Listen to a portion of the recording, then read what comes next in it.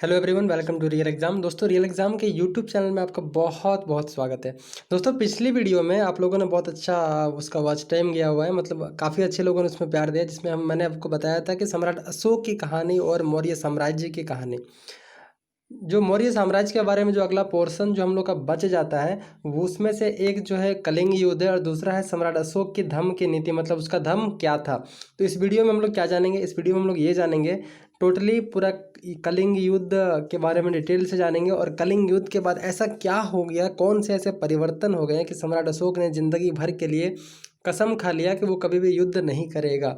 ठीक है, तो शुरू करते हैं हम लोग कलिंग युद्ध। तो अगर आप पूरी मौर्य साम्राज्य को बहुत ही बेहतर ढंग से समझना चाहते हैं तो जो मेरा पिछला वीडियो है सम्राट अशोक के बारे में, उस वीडियो को देख लेंगे। ठीक है, आज हम लोग बात करेंगे कलिंग युद्ध। शॉर्ट में आपको बताते हैं मौर्य साम्राज्य के बारे में। ठीक है, ताकि रिवीजन हो जाए आपका। चलिए, मौर्य साम्राज्य लगभग 2300 साल पहले, कितना 2300 साल पहले चंद्रगुप्त मौर्य ने, जब यहाँ पे नंद वंश के अंतिम शासक घनानंद शासन कर रहे थे, जिससे काफ़ी लोग नाराज थे, उनको हरा करके चंद्रगुप्त मौर्य ने इस इलाके पर मौर्य साम्राज्य की स्थापना की थी। ठीक है, चंद्रगुप्त मौर्य की शासन स्थापना करने में, या फिर आप कह सकते हैं कि मौर्य साम्राज्य की स्थापना करने में उसकी जो सहायता किए थे वो मुख्य रूप से कौन थे? चाणक्य थे। चाणक्य, जिनको कौटिल्य या विष्णुगुप्त के नाम से भी जाना जाता है। ठीक है, मौर्य वंश के अगले जो शासक होते हैं चंद्रगुप्त मौर्य के पुत्र बिंदुसार होते हैं। जब बिंदुसार शासन करते हैं इस एरिया में, तो सुदूर दक्षिण का जो एरिया है और कलिंग वाला प्रदेश छोड़ करके संपूर्ण भारत में वो शासन कर रहे होते हैं। सिर्फ भारत ही नहीं बल्कि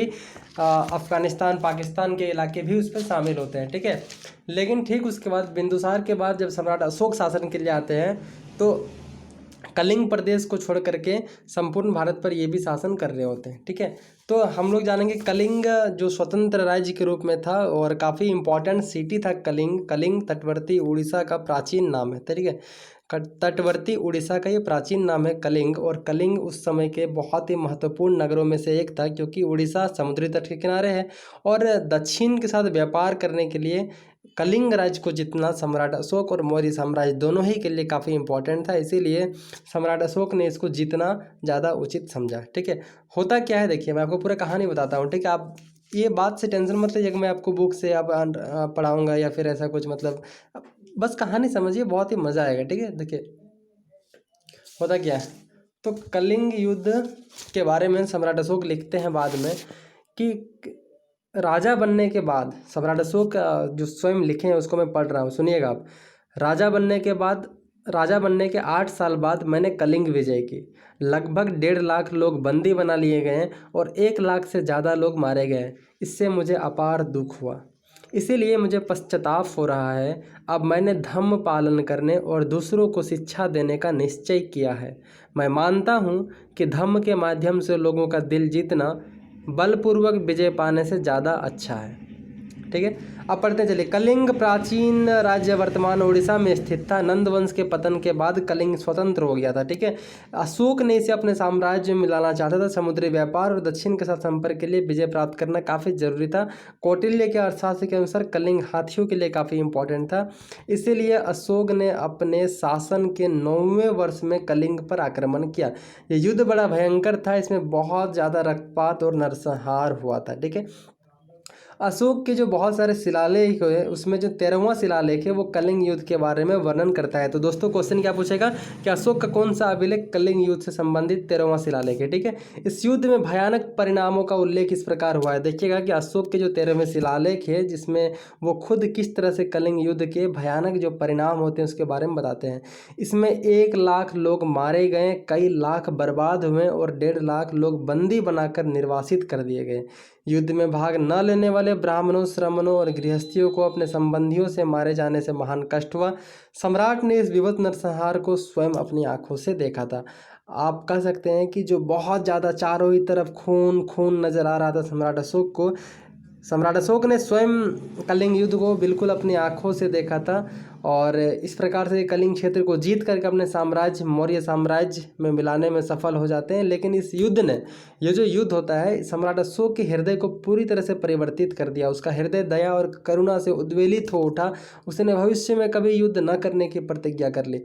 यह विश्व इतिहास में एक अभूतपूर्व घटना थी। इससे पहले कभी भी ऐसा नहीं हुआ था किसी शासक ने अपने ही किसी युद्ध से इतना ज़्यादा मतलब करुणा और दया से उनका हृदय भर आता हो कि उसने युद्ध से संन्यास ले लिया हो।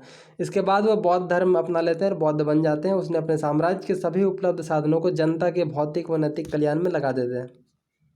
ठीक है, तो आप पूरी तरह से कहानी को समझ गए होंगे। होता क्या है, कलिंग जो तटवर्ती उड़ीसा का प्राचीन नाम है, ये कलिंग जो एरिया है, जब यहाँ पे नंद वंश का शासन था तो ये कलिंग, उसके बाद नंद वंश के जब पतन के बाद ये कलिंग क्षेत्र स्वतंत्र हो गया था। चंद्रगुप्त मौर्य और उसके पुत्र बिंदुसार जब इस एरिया में शासन कर रहे थे उस समय तक ये कलिंग क्षेत्र बिल्कुल पूरी तरह से स्वतंत्र था।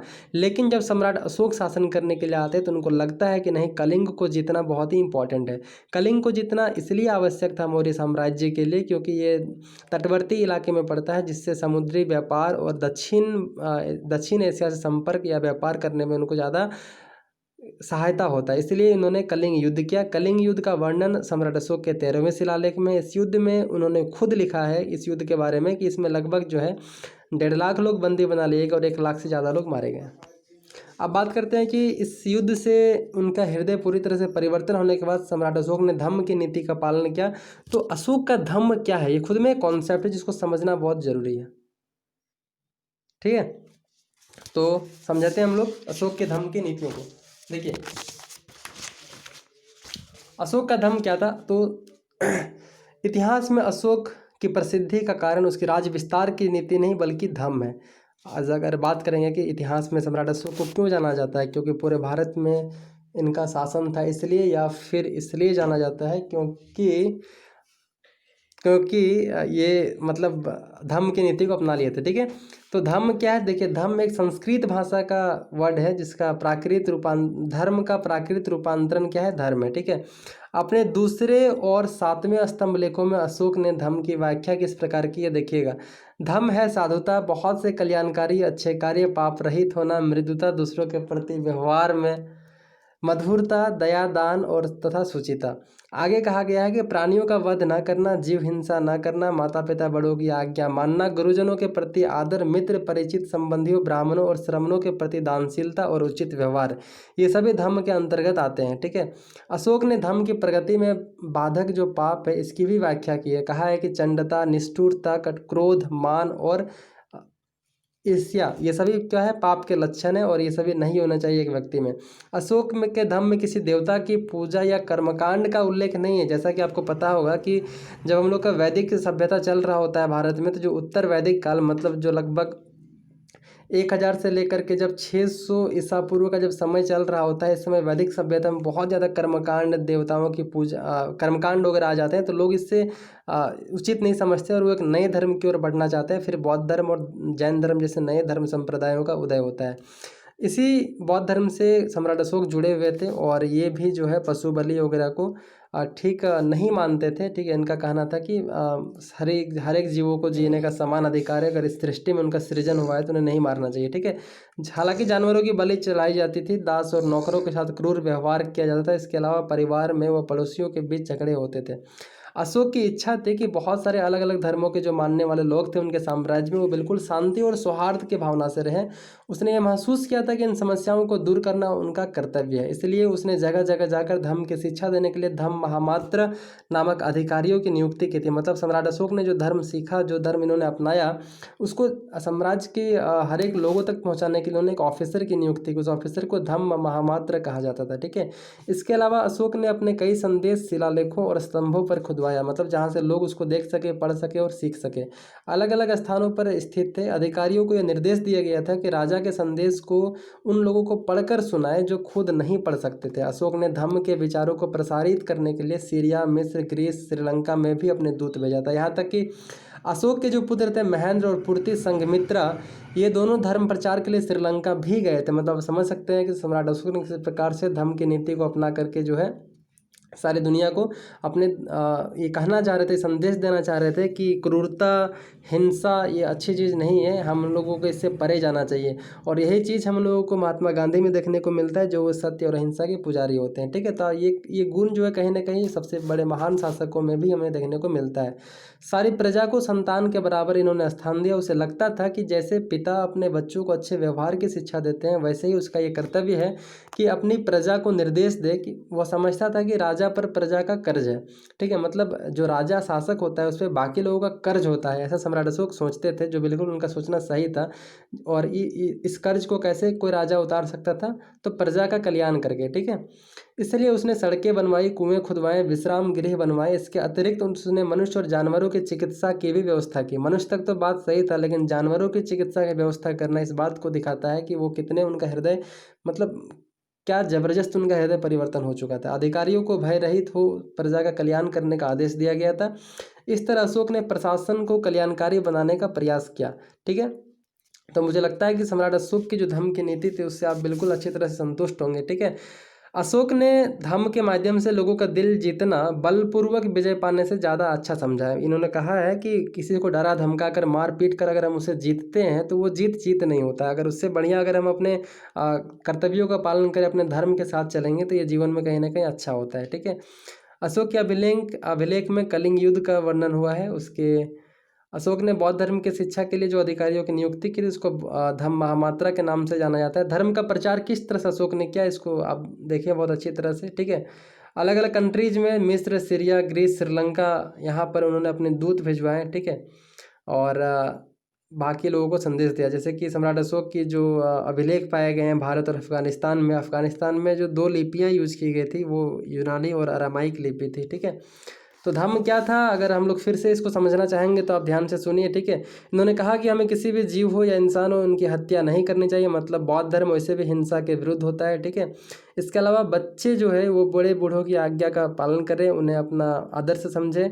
मालिक जो है उनको अपने सेवकों के प्रति दया भावना रखनी चाहिए। ऐसा नहीं कि वो दास है तो उससे मनमानी काम करवाएं। इसके अलावा मांस का यूज नहीं करना चाहिए, सभी जीवों पर दया करनी चाहिए।